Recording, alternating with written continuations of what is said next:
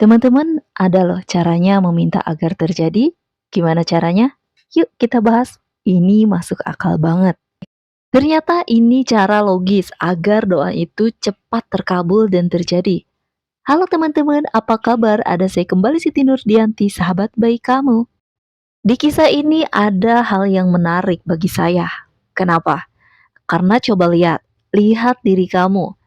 Diri kita itu ajaibnya selalu punya permintaan yang rata-rata sama ya. Kalau dipikir-pikir, nggak ada satu hal pun yang kebetulan itu sampailah ke hidup kamu. Termasuk video ini. Coba sekarang di bagian depan ini saya ingin langsung aja bertanya pada kamu sebagai sahabat saya nih. Coba ingat-ingat, belakangan ini kamu pernah nggak ada rasa kecewa? Ya, rasa kecewa dalam hati karena kenapa ya? Kok saya sudah lama meminta tapi tidak kunjung terkabul? Apa yang saya pinta kepada Tuhan? Ada? Kalau memang ada berarti ini bukan kebetulan ya. Video ini bisa sampai ke beranda kamu atau malah tidak kebetulan juga.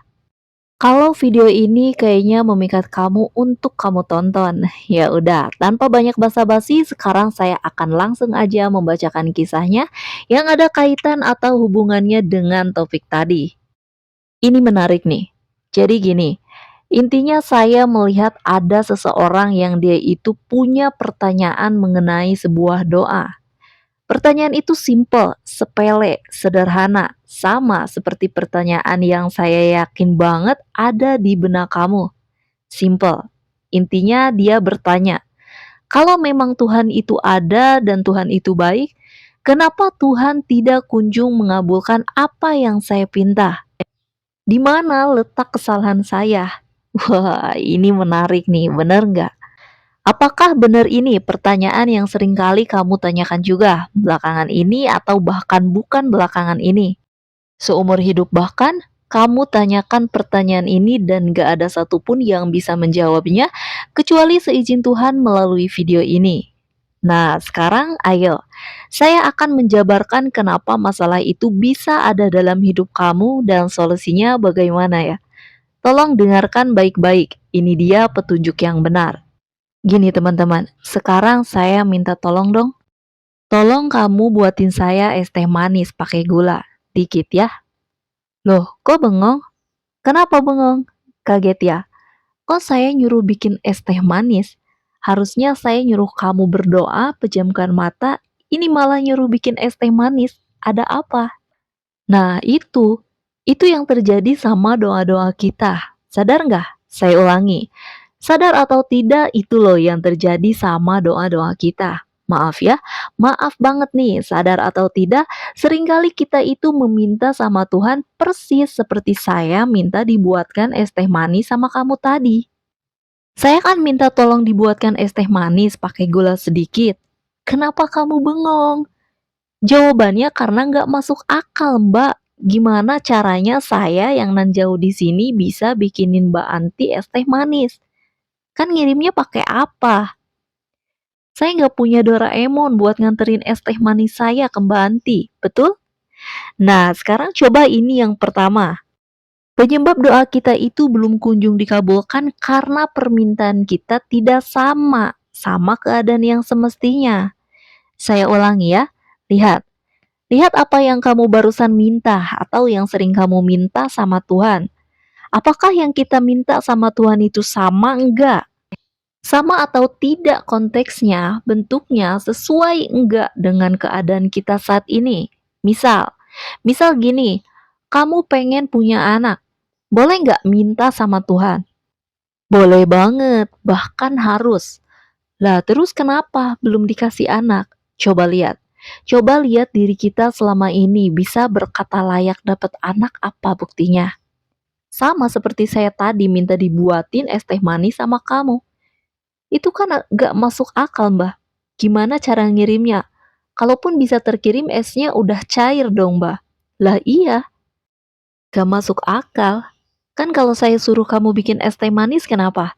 Karena konteksnya nggak nyambung. Saya jauh sama kamu, tapi masuk akal nggak kalau saya nyuruh kamu, ayo pejemin mata sekarang, bisa nggak? Bisa. Kenapa? Karena itu sesuai dengan keadaan. gampang Mbak, tinggal menjemin mat aja beres. Nah sama, kita minta sesuatu sama Tuhan itu ngaca dulu lagi. Ngaca dulu bukan berarti dosa kita banyak atau sedikit, bukan. Bukan berarti kita juga harus suci. Tidak teman-teman, tidak. Tapi yang saya ingin kamu lakukan adalah coba lihat diri kita ini. Punya permintaan. Tanyakan, kita pantas belum dengan permintaan kita? Cara tahu pantasnya atau tidak, gampang. Lihat apa usaha yang kita lakukan belakangan ini untuk memantaskan diri dengan apa yang kita pinta sama Tuhan. Saya ulangi ya, kita ngerasa nih diri kita pantas atau enggak. Cara ngelihatnya gampang, gampang lihat deh. Usaha apa yang sudah kita lakukan belakangan ini. Selama ini yang menunjukkan bahwa kita nih pantas loh untuk mendapatkan apa yang saya pinta kepada Tuhan tadi. Misal diri kita pengen punya jodoh nih. Jodohnya misalnya saya pengen Mbak punya jodohnya laki-laki yang sifatnya tuh berwibawa. Bisa ngayomin saya dan keturunan saya. Oke, bagus. Minta sama Tuhan. Tapi sadar nggak? Sadar atau tidak, setiap permintaan kita itu dikabulin di saat yang tepat loh. Saya ulangi ya. Setiap permintaan kita sadar nggak? Dikabulinya itu di saat yang tepat. Nah, kapan tuh saat yang tepat? Saat yang tepat itu adalah di saat kita benar-benar udah pantas. Nah, sekarang kalau kita pengen apa yang kita doakan itu cepat terkabul, cepat terjadi, cepatlah pantaskan dirimu. Logis kan? Saya ulangi lagi, biar kamu makin jelas. Begini, saya ingin kamu lihat kisah hidupmu sendiri. Lihat, benar nggak ketika doa kamu terkabul, itu pasti doa itu terkabul di saat yang tepat. Betul?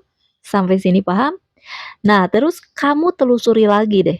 Benar atau tidak, saat yang paling tepat ketika doamu dulu dikabulin itu ada di waktu emang kamu pantas mendapatkan itu. Sadar? Jelas sampai sini? Nah, sekarang berarti logikanya kalau doa itu terkabul di saat kita pantas menerimanya, yang harus kita lakukan agar doa kita cepat terkabul adalah apa? Betul, cepat-cepatlah bergegaslah untuk memantaskan diri. Kita pengen apa minta, tapi jangan cuma ngelamun, nyekrolin handphone doang, jangan cuma tidur-tiduran doang, jangan cuma dem colongan sama saya, sama orang-orang di luar sana, jangan. Gak bisa begitu, paham ya? Nah ini sebuah logika yang sangat logis kan? Yang selama ini kamu baru sadar baru aja di video ini, betul nggak? Nah, sekarang sebentar, saya akan langsung mengajarkan kepada kamu ketika kamu sekarang udah paham nih, bahwa emang bener ya Mbak, kok bisa ya? Ini bener loh. Saya tuh doanya terkabul di saat saya memang sudah pantas Mbak. Nah, memang betul juga. Nah, pertanyaannya, ada nggak Mbak cara saya bisa memantaskan diri dengan cepat? Caranya ada. Mau tahu nggak? Mau ya? Oke. Ini cara memantaskan diri dengan cepat. Itu bisa cukup ingat 3 hal aja. Apa itu Mbak? Yang pertama, stop nanya. Usaha dulu. Saya ulangi. Selama ini mungkin kita diajarinya banyak bertanya. Atau ada juga pepatah, malu bertanya sesat di jalan. Itu benar. Tapi sebelum nanya, cari dulu. Usaha dulu. Misalnya gini, kamu pengen jadi orang yang lebih kaya. Bagus. Coba lihat video tentang rejeki. Apa yang sudah kamu tonton? Berapa banyak? Kalau masih kurang dari 10, tambahin. Baru deh, baru kamu tanyain sama Tuhan. Habis itu harus ngapain berikutnya? Jadi gampang.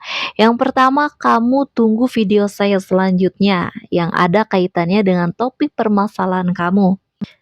Cara yang kedua adalah lupain aja dulu, nanti coba lagi. Teman-teman, memantaskan diri itu jadi susah. Kenapa sih? Ya karena kita ngotot. Aduh, tadi kata Mbak Anti, ingat, saya harus mantasin diri dulu. Berarti saya nih kurang begini, kurang begitu. Kamu paksain diri kamu terus. Ya jadinya lama. Kenapa? Ya karena rezeki tidak berpihak kepada orang yang ngotot. Jadi jika kamu mempunyai sebuah keinginan, udah.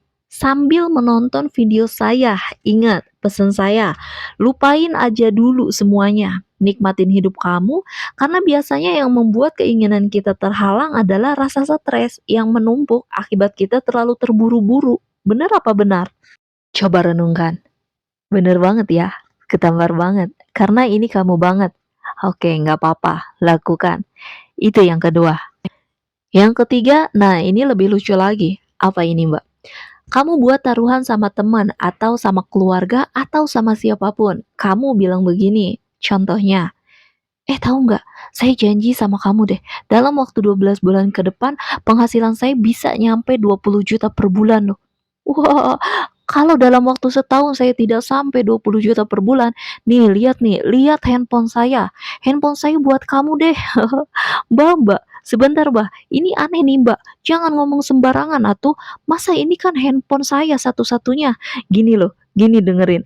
Maksud saya taruhan kepada teman atau orang terdekat tuh supaya kita kepepet.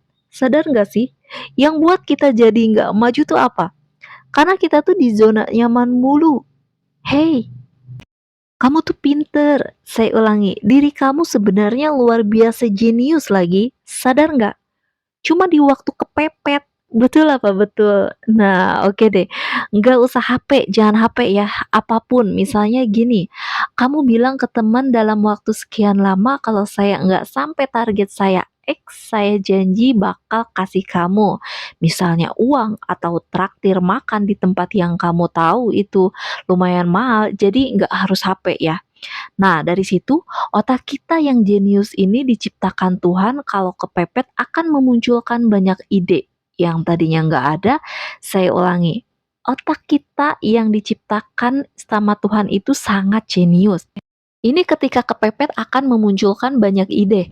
Jadi coba deh, kamu sekarang berani nggak cari teman kamu atau cari saudara atau siapapun yang bisa kamu ajak ngobrol atau mungkin kalau bisa di sosmed aja gitu, iseng, saya punya target X, kalau dalam waktu sekian lama tidak tercapai, saya janji bakal traktir kalian semua. Wah, ketika kalian sudah bisa ngomong begitu, lihat deh, kepepet mode on. Tahu kepepet mode on apa? Mode kepepet kalian di otak akan nyala, dan ketika mode kepepet kita di otak nyala, di saat itulah mendadak ide-ide menuju keinginan kita tadi muncul bertubi-tubi. Padahal tadinya kagak ada. Gak percaya? Cobain. Tapi inget ya, kamu jangan lakukan ini terus begitu gagal kamu nyari saya gitu, jangan ya. Kalau yang nomor 3 ini gak berani, gak usah. Tapi biasanya orang yang ngelakuin nomor 3 ini berani, the power of kepepet itu nyata loh. Dan di saat dia kepepet, tiba-tiba ada aja ide-ide berlian yang tadinya gak muncul jadi muncul. Jadi ini saya disclaimer dulu ya, untuk yang nomor 3 tadi itu karena butuh keberanian. Dan saya tidak memaksa kamu untuk melakukan, tapi kalau berani lihat deh keajaiban yang muncul tiba-tiba dalam hidup kamu. Saya melakukan itu dan banyak orang yang saya tolong melakukan itu juga. Itu nyata. Bener nggak? Coba kamu share di komentar ya, bagi yang pernah mengajarkan the power of kepepet, kekuatan power kepepet itu benar atau enggak. Kamu share di komentar deh, biar yang lain baca dan nanti saya berikan hati. Oke? Itu aja teman-teman yang bisa saya lakukan buat kamu di hari ini. Apapun yang sedang menjadi permintaan kamu, saya doakan semoga lekas terkabul. Dan ingat ya, semoga apapun yang terkabul itu bisa membuat kamu semakin menjadi manusia yang bahagia dan dekat sama Tuhan. Karena apapun yang kita pinta biasanya itu belum tentu sesuai dengan apa yang kita butuhkan. Jadi kalau kamu emang benar-benar mau dapat kebahagiaan, coba kamu dengerin video ini berulang kali. Praktekkan dan coba pikirkan deh, bukankah apa yang saya katakan ini lagi-lagi relate banget ya sama kamu? Betul? Kalau memang iya, klik jempol ke atasnya ya. Sudah, terima kasih. Berkah hidup kamu selamanya. Amin. Masih ada saya Siti Nurdianti, sahabat baik kamu. Tetaplah semangat, teruslah berbagi dan saling menyayangi. Bye-bye.